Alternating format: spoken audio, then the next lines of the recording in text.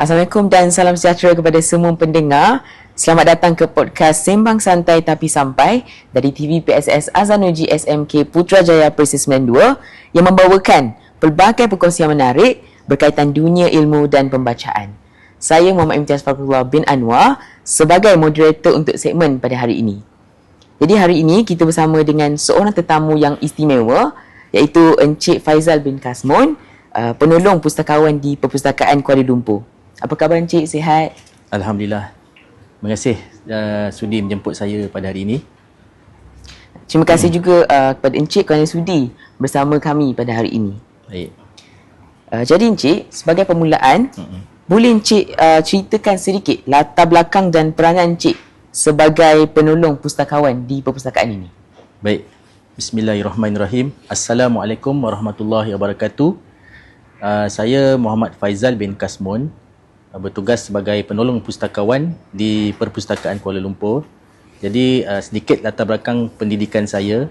Saya mendapat pendidikan dari Universiti Teknologi Mara, iaitu Diploma Pengurusan Maklumat dan juga Jazah Sarjana Muda Pengajian Maklumat Pengurusan Perpustakaan dan Maklumat. Jadi saya telah bertugas di perpustakaan ini sejak dari 2006 sehingga sekarang. Sedikitlah latar belakang. Baiklah, kita pergi ke soalan yang kedua. Baik. Pada pandangan Encik, sejauh mana kepentingan membaca dalam kehidupan seharian, khususnya dalam kalangan remaja? Okey, baik. Membaca ni amat penting lah seperti yang kita tahu. Bukan sahaja dalam kehidupan seharian, malah dalam kehidupan kita dalam mencari maklumat. Sebab membaca ni yang pertama sekali, yang penting adalah untuk mendapatkan maklumat. Jadi setiap hari kita membaca untuk mendapatkan maklumat dan juga kita gunakan maklumat itu untuk kehidupan kita seharian. Baiklah, apa cabaran utama untuk menarik minat orang ramai datang ke perpustakaan pada masa kini? Okey. Untuk cabaran yang paling utama sekali di era teknologi sekarang lah. Okey, di mana mereka berpandangan sekarang maklumat hanya boleh diperolehi di hujung jari. Boleh akses maklumat di mana-mana. Jadi cabaran ni untuk datang ke perpustakaan bagi mendapatkan maklumat, itu yang paling memberi cabaran kepada kami lah. Jadi apa langkah perpustakaan untuk menarik minat orang ramai untuk datang ke perpustakaan? Okey, selain daripada kita war-warkan ataupun hebahkan buku-buku terbaru yang terdapat di perpustakaan tanpa perlu membeli, mereka hanya boleh meminjam, kita juga adakan aktiviti-aktiviti dan juga program-program galakkan membaca. Program-program ini dapat menarik minat untuk mereka hadir ke perpustakaan, dan bila mereka hadir ke perpustakaan, mereka akan lihat, banyak buku-buku terbaru yang mereka boleh baca lah. Jadi dari situ kita boleh menanamkan minat untuk mereka membaca.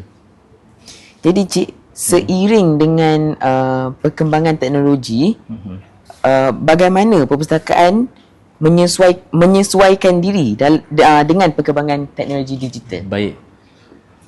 Okey, seperti mana yang kita tahu dalam dunia era teknologi ni, bagaimana perpustakaan akan memastikan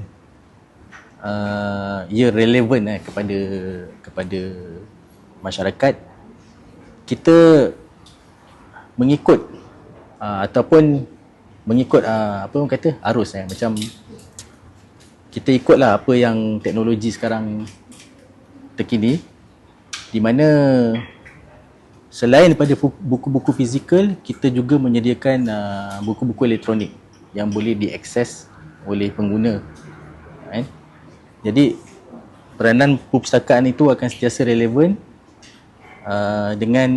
seiring dengan teknologi. Selain daripada itu, kita juga menyediakan kemudahan-kemudahan teknologi, macam kemudahan-kemudahan internet, wifi, dan juga pengkalan data dalam talian dan sebagainya lah, mengikut kesesuaian. Baik. Adakah terdapat program atau aktiviti menarik yang dianjurkan oleh perpustakaan untuk menggalakkan budaya membaca? Oh ya. Memang kita sebagai perpustakaan awam terutamanya, memang kita sentiasa adakan aktiviti untuk galakkan membaca lah. So memang banyak aktiviti-aktiviti yang kita adakan sepanjang tahun. Sebagai contoh, macam aktiviti-aktiviti kemasyarakatan yang komuniti lah, mendekatkan dengan komuniti,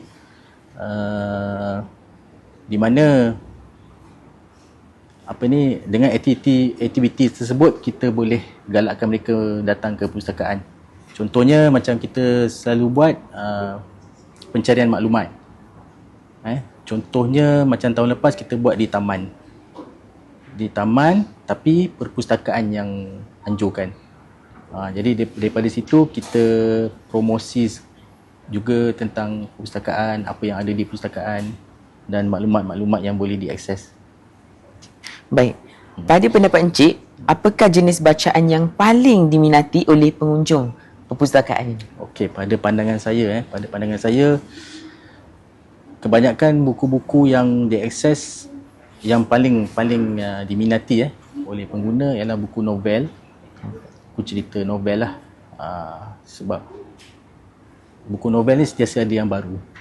Okay, setiap tahun ada saja pengeluaran yang baru. Dan juga untuk remaja dan kanak-kanak, saya lihat mereka suka buku yang berbentuk komik.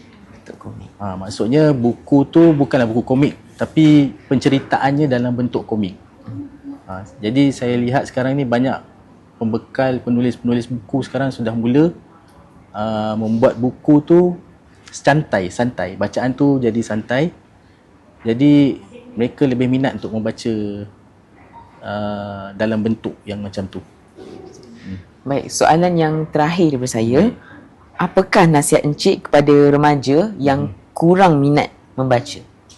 Okey, nasihat sebenarnya untuk menasihati remaja ni agak sukar lah, tapi sebenarnya kita boleh ajak mereka untuk minat membaca tadi. Sebenarnya kita boleh ajak mereka datang ke library, tapi bukan untuk membaca pada mulanya. Ni pandangan saya lah. Kita ajak mereka untuk mungkin boleh bermain. Macam di Perpustakaan Kuala Lumpur sendiri, kita ada sediakan game PS2.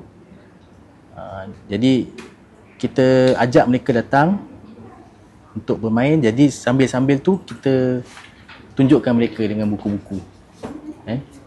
Mungkin kita boleh tunjukkan 1-2 buku dan dari situ boleh mendatangkan minat membaca. Jadi kami pernah buat lah macam tu. Sebab tu kalau macam aktiviti, kita panggil aktiviti galakkan membaca. Tapi aktiviti tu tak ada kaitan pun dengan buku sebenarnya. Jadi kemudian nanti dia akan ingat, oh di library pernah jumpa dengan buku-buku ni. Jadi minat tu boleh datang kemudian.